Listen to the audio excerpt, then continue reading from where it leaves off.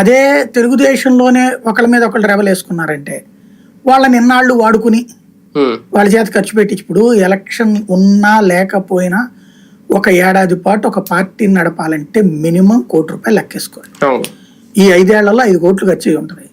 5 కోట్లు ఇచ్చేసేసి అరేంజ్ చేసి, లేదా కొత్తగా అభ్యర్థిని ఎవరిని పెడుతున్నారు, నువ్వు వాళ్ళకి 5 కోట్లు ఇవ్వయా, అంత ఖర్చు పెట్టాడు, మధ్యలో సభలు పెడతారు వీళ్ళు, ఆ సభలకి డబ్బులు అవుతాయా, అవన్నీ లెక్కేస్తే కనీసం ఒక 5 ఇవ్వండి, అతను ఒక 7-8 పెట్టుంటాడు అని చెప్పి నీకు వచ్చిన తర్వాత నేను ఏదో పదవి ఇస్తాను, ఈ పదవి అది కూడా ముందే చెప్పేస్తే, ఇప్పుడు జగన్ నీకు ఎంపీ ఇస్తానంటే ఇస్తున్నాడు, ఎమ్మెల్సీ ఇస్తానంటే ఇస్తున్నాడు, మంత్రి ఇవ్వలేకపోయింది 2-3 దగ్గర ఉంది, ఆళ్ళ రామకృష్ణారెడ్డి అట్లాంటి, అది లేనప్పుడు చెప్పేశాడు కదా, అది చేయలేకపోయాను అన్నట్టు సూటిగా ఉండాలి.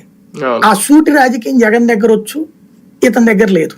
ఉమ్మడి సభలో సమావేశాలు చూస్తామా ఈ 40 రోజుల్లో ఉంటాయంటారు? ఉంటాయి, గ్యారెంటీ. పవన్ కళ్యాణ్ బాబు గారు కలిసి, గురువు కలిసి నరేంద్ర మోడీతో కలిపి 3 కార్యక్రమాలు ఉంటాయి ఈ 40 రోజుల్లో. 3 సభలని ఆల్రెడీ చెప్పారు.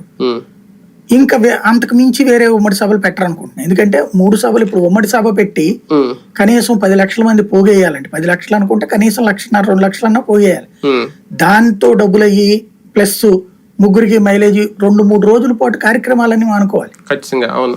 ఒక రోజు కార్యక్రమం అంతా మానుకుని అక్కడ ఆ నియోజకవర్గంది కాబట్టి అది 3కి మించి ఎక్కువ పెట్టరు ఉమ్మడి. అంటే సభ పెట్టడం ఒకటే కాదు, ఉమ్మడి కార్యాచరణ ఏంటి అనేది కూడా ప్రణాళిక చెప్పాలి జనాలు. అది పెద్దగా వెళ్ళకపోవచ్చు అండి, దాన్ని ఎవడు పట్టించుకోండి నాకు తెలిసి.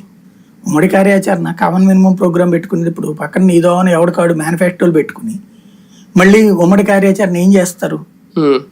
జగన్ దించడం అనే ఉమ్మడి కార్యాచరణ తప్పి ఇంకేం లేదు. ఇక్కడ ఎవరికాల మేనిఫెస్టోలు అనేది ఇంకా కూటమి ఏంటి, తెలుగుదేశం లీడ్ లో ఉన్నటువంటి పొత్తు అన్నప్పుడు తెలుగుదేశం సూపర్ 6 కి వీళ్ళిద్దరు హామీ, అంతే. మిగతా